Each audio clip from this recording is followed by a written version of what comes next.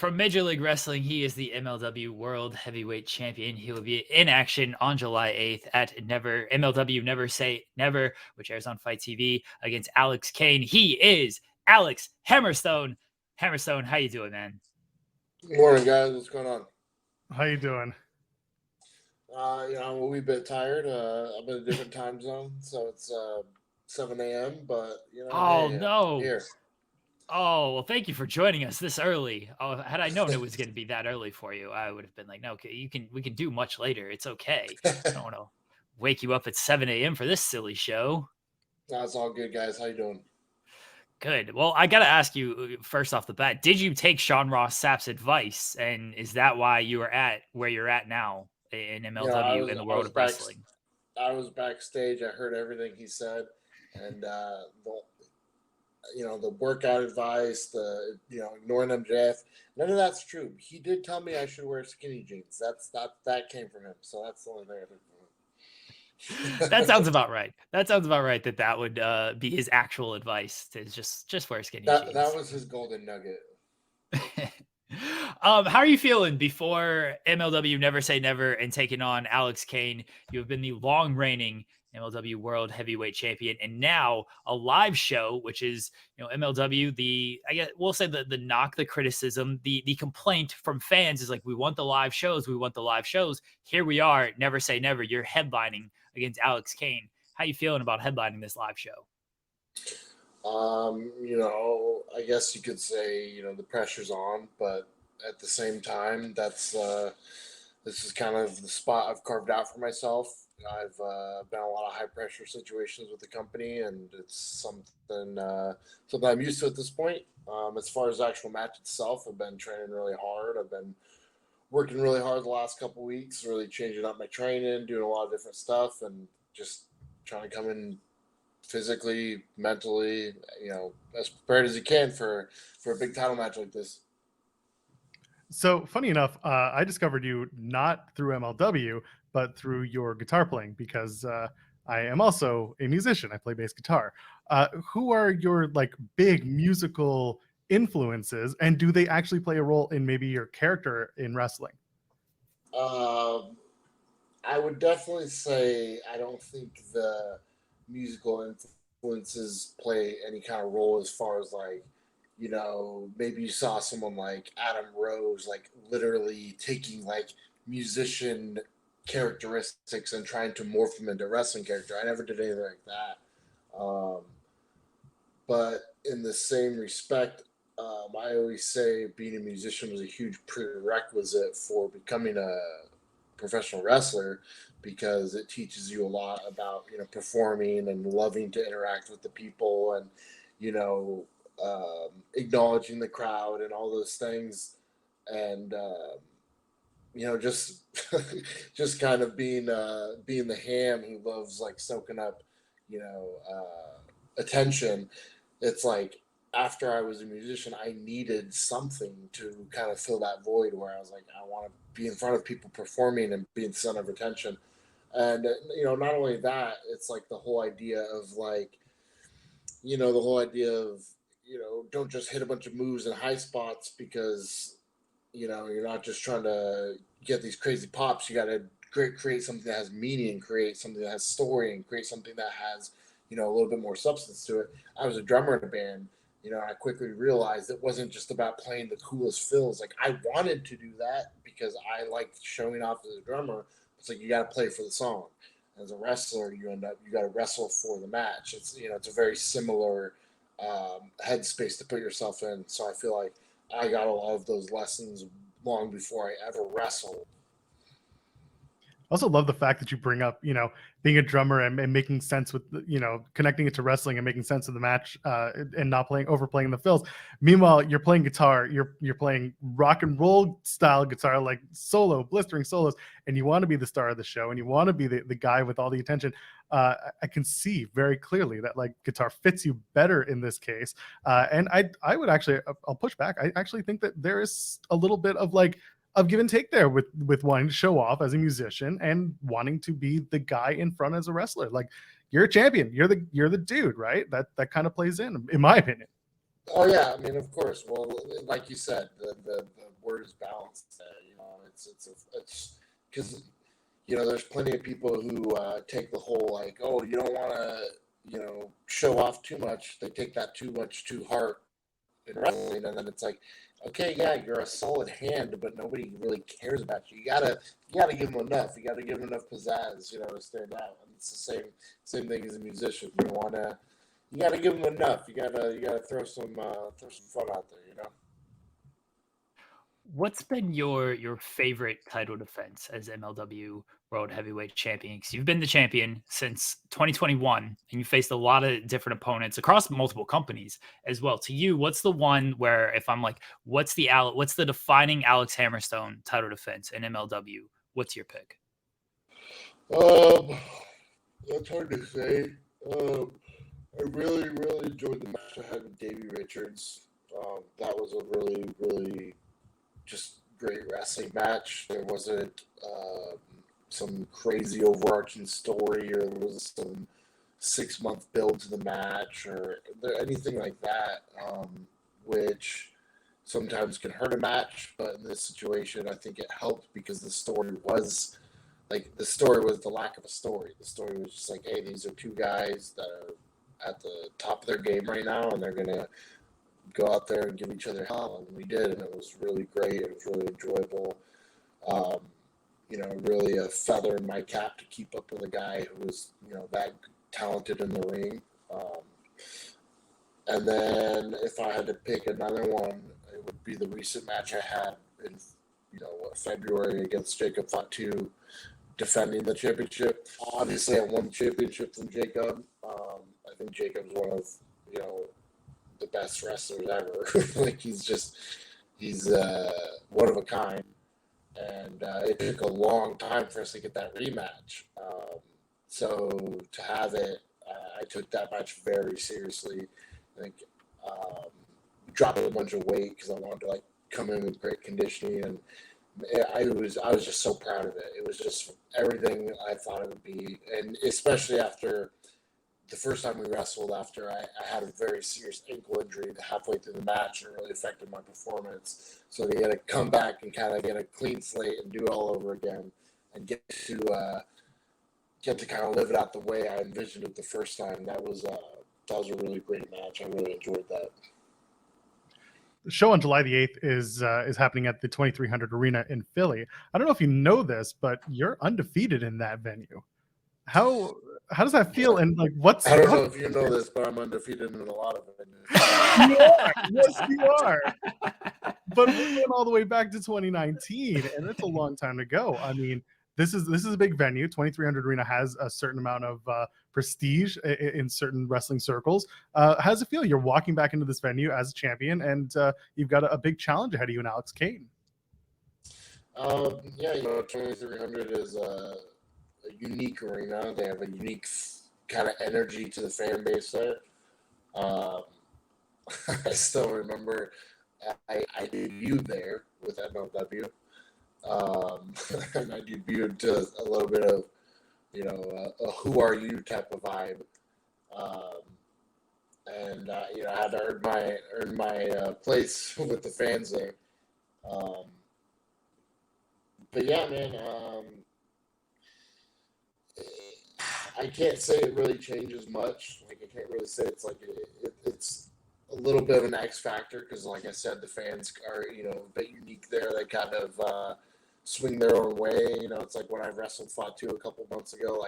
They were ready to see a new champ, and they were kind of more in his corner than they were mine. I don't know if we're going to see a repeat of that this weekend. Wrestling fans, we're living in the ADD era. It's like people want a quick Instagram reel or a TikTok, or it's hard to convince someone to sit down and pay attention to something. And it's the exact same way in wrestling. It's like no matter how much they love someone and they want them to be the champion, if you had it for more than 3 shows, they're excited about the next guy winning it. And I don't know if we're going to see that vibe kind of take over the arena this weekend. It's very much a possibility that they're so excited at the prospect of a new champ that the crowd shifts into his favor. And that'll be an X factor, but it's nothing that I can't overcome. It's something I haven't dealt with in the past. When it comes to long title reigns, you've had a lot of long title reigns across a lot of companies, and you just mentioned the ADD era where people want what's next. We're seeing in WWE, we have this long bloodline storyline, this long title reign with Roman Reigns. What do you think makes a long title reign good to where when you keep winning the title, the fans, maybe they're like, oh, we want what's next, but it's like, okay, we're also enjoying this, and it's okay that this is a longer thing because it establishes some extra credibility. So the question again, what do you think like makes an actual long title reign good to where the fans don't actually get burnt out on it? Well, to a certain extent, fans are always going to get burned out because, like I said, there's some people who it's like, no matter, you could feed someone filet mignon every night of the week, but they're eventually going to say, I want a cheeseburger. It's like, it doesn't matter how good it is. Eventually, people just crave something different for the sake of craving something different. And sometimes once they get it, they realize, oh, crap, I fucked up. I should have kept my mouth shut. You see that sometimes people like almost like root for a certain underdog in wrestling, and then once they win, they're like, oh, we kind of just were having fun cheering for him, but we didn't expect this to happen, and now we don't really know what we want. But that being said, I think it comes down to like, making sure there's, someone there interesting to oppose them, because it's like, no matter how good or talented someone is at the top, it's like if they don't have someone meaningful to build some stories with, it becomes kind of difficult. So it's like if you can, create something that people are invested in, people want to keep seeing that champion fight, that really helps. And then just finding different ways to keep it fresh, whether it's, different types of matches and things of that nature, shifts in the character. But it is an uphill battle these days because, like I said, I think, back in the day, people would only see like the wrestling when they saw the wrestling. It's like even the most available stuff, Monday Night Raw, was once a week, and then it was like you didn't see wrestling anymore. But now it's like you watch your wrestling on the night it happens, and then you're seeing the review the next day, and then the highlights on Twitter the day after that, and then the recap the next day on YouTube where someone's breaking down the show, and then it's like by the time you're back to the next week, it's like you've been watching that show over and over and over and over, so it's like you're already sick of what happened on that show, So it is a different era, but like I said, there's little things like that can keep it a little bit more interesting. You kept it interesting in 2019. There was a talent exchange between Pro Wrestling Noah and MLW that brought you over to Japan for the N1 victory. Talk to me about the experience. It's got to be a bit of a different challenge than, say, weekly wrestling TV and all that. Yeah, that's a different experience for multiple reasons. It's like not only is it a different style, almost dare I say, a different caliber you're held to over there. But also just the fact that you're on tour, like sometimes wrestling night after night after night in a different city. It's like you get on a bus, drive to a city, set up, warm up, wrestle, eat some food, get back on the bus, drive to the next city, find a hotel, sleep a couple hours, repeat. Like that lifestyle is a shock, and it's kind of puts you in like this warrior mode where it's like that wrestling is all you're doing. So that's why I really enjoyed it. It was a time in my life that I kind of hadn't had something like that like kind of forced me into that like hermit warrior style. And it was nice to do that for a little while. And the caliber of talent over there, it's just like everybody is just so good. They take it all so seriously. And I love that, and it really kind of like changed like my style permanently to a small degree, and like even my outlook on wrestling a little bit. I really enjoyed it. Oh, we're back. We don't have audio though, or at least We may have lost your audio. Okay. We'll give it a sec. See if we can fix it.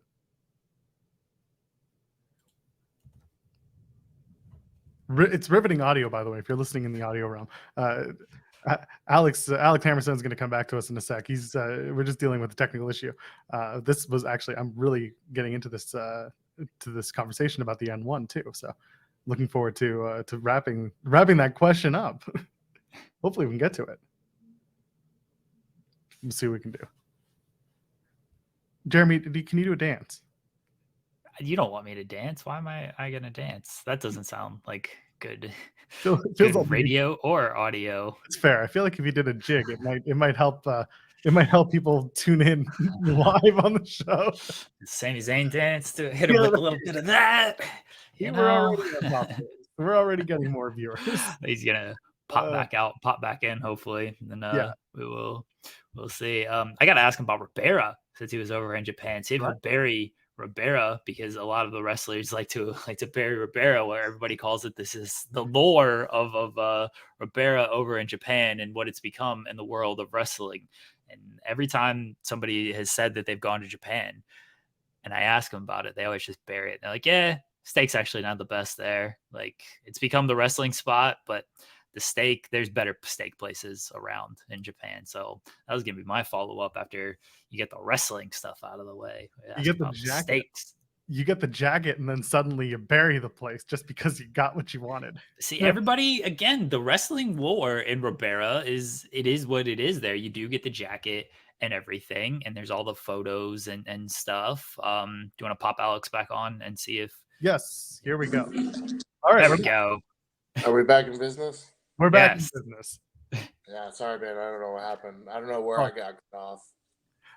You're talking about the N1 being a formative experience, a very different experience, and just how it raised your game as well.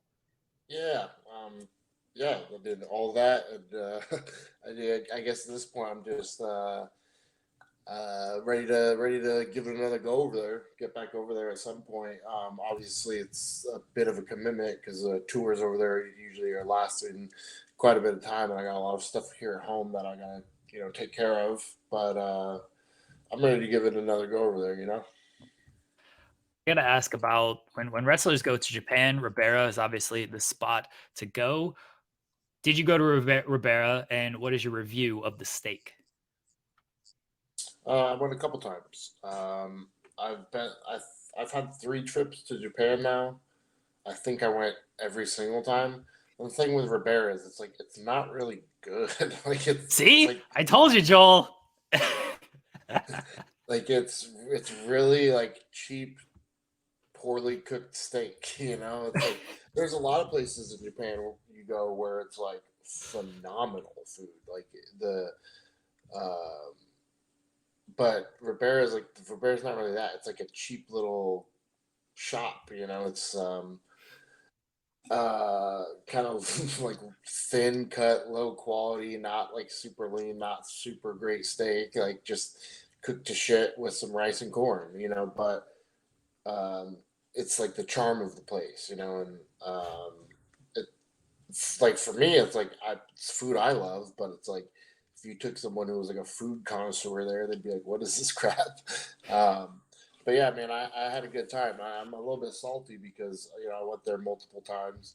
I even went there and had dinner. It was me, Kiyomiya, who was the Noah heavyweight champion at the time, and the president of Noah. And we both had our championships, and I still didn't get a jacket. I think one time I went there and they said they didn't have any that were big enough for me, but people were like, oh, well, you didn't get a jacket because you're not a big star. I was like, listen, I was there as the MLW champion with the Noah champion, having dinner with the president of Noah. I'm pretty sure the reason I didn't get jackets is because they didn't have any. You freaking asshole. And listen, I was watching Monday Night Raw this past week, and there was a dude in the front row behind the announcers had a Ribera jacket. So I don't want to hear not a big enough star to get a jacket. Well, listen, I'm pretty sure these days wrestlers sell them to the guys for a pretty big premium on eBay. So. Okay, well, since Ribera does not have, and this is the running thing, by the way, is every wrestler I've talked to who's been to Japan says, yeah, Ribera, their steak actually sucks. It's the lore, the wrestling lore that you go there, but the actual food is not good. So where is a good steak place in Japan? Man, I can't say I know the exact name of restaurants like that I remember going to, but there's a type of food, I believe it's pronounced yakiniku. It's just basically they have like a fire pit at your table and you're cooking all the stuff that they bring. And anytime I got to do that, like anytime a sponsor, like a fan was like, "Hey, do you want to go to dinner and get yakiniku?" I was like, "Yes, yes, always yes," because that is just so good, such a good experience. And they'll bring different cuts of meat, so it's like you really like something, you make more of that, and they'll have like shaved ribeye, and it's just so good. I did eat a couple weird things at that sometimes. Sometimes I'll be like, "Oh, what's this?" I'm like, "Horse tongue." I'm like, okay. But that was always really good. I want to give you, I want to do a quick lightning round. 5 firsts. Okay. So your first live wrestling show, if you remember where these things happened or what they did. I think it was Royal Rumble in Arizona. What about your first gig as a musician? This place called the Four White Walls in Arizona, and it was called the Four White Walls because it was just a fucking white box, basically. First guitar you've ever owned, or first amp that you ever owned that you really loved? Epiphone Explorer. I still have it. It's still probably my favorite guitar. First concert you attended? Wow, that's hard. Maybe it was The Strokes, like 2007. Maybe. That was a good year. I'm not sure if that was quite the first one, but that's the first one I really remember. Listen, my first one was Weird Al Yankovic, so I get it. Okay, and here's the last one. This is the most important. This isn't the first, but I want to hear about your band, Whole Girlfriend, because I saw a little bit of promo for it, so I'm interested. Yeah, I mean, first of all, I don't think the guys are gonna watch this, so I could shit on it all I want. I didn't name it. I was kind of like vehemently opposed to the name, but I hate feeling like I'm trying to be like the band dictator, so I just took a step back because I could see like these two guys were like, "Oh, this name is good," and I was just like, "No, it's not." But I was just like, I don't want to be the abrasive, element here, so I just sat back and didn't say anything. But that, all jokes aside, I've been writing music for, I mean, I got back into it for a while now, and I've been doing a lot. Like I wrote and recorded a whole album all by myself, sometime last year. But I've been like wanting to obviously have a band together, and linked up with a singer who I was, working out with, and kind of like, he was like singing a lot of the songs I had written by myself. But these were like songs I wrote years ago and was just kind of like getting them all together. But now a lot of stuff we're doing as a group is newer stuff I've been like writing the last couple months. So it's like a newer, I feel a lot more excited about it. And then, now I got these guys who are kind of chipping in their own parts, and it's been really fun, and we're definitely show ready. We're just trying to find the right time and place to find a show. We got a 5-song EP already recorded. Probably going to release it within the next couple of weeks. So it's exciting, I don't know. I'm not like, in my head, I'm like, oh, we're going to get famous as a band. I'm not like that kid I was when I was, 16, who, was all in and like, we got to do this, but it's definitely a good thing to have aside from wrestling, where I can put some creative output and, enjoy myself without having to put my body through hell. The show this weekend is MLW Never Say Never. It is on July 8th. Alex Hammerstone will be in action defending the MLW World Heavyweight title against Alex Kane. Hammer, let everyone know what they can expect when you face Alex Kane, and then let everybody know where they can find you at. Yeah, I mean, it's the same thing you expect from any Hammerstone title match. It's going to be the match of the night. That being said, Alex Kane has proved himself. He hung in Battle Riot for freaking an hour. So I can't say that our match is going to be an hour, but it's definitely going to be a main event quality match. We're going to deliver. We're on a stacked show with tons of talented guys. Tons of variety on the show. Title matches, women's matches, midget matches with Microman. I don't know if you're supposed to say midget or dwarf or little person. I don't know. Micro people. But yeah, we got quite the variety show going down this Saturday, July 8th. If you're not there in Philly, watch the live show on Fight TV. It's gonna be it's gonna deliver. I'm excited for not only my match but a lot of other matches in the card. Where can they find you at, Alex? I'm at Alex Hammerstone on Instagram and Twitter. Alexander Hammerstone on Facebook, and I think that's it. I don't have an OnlyFans yet. Yeah. Okay. Yes. What is the what is the OnlyFans content if Alex Hammerstone opened an OnlyFans? I'd just do like pictures of like my dog's paws with like his toes, and it'd be like, "You want some foot pics, big boy?" Oh, that would sell. People love dogs. People love That's dogs. true, That would but it definitely might sell for sell. the wrong reasons, which gets creepy. Yeah, Oh, that's no. true. That's very true.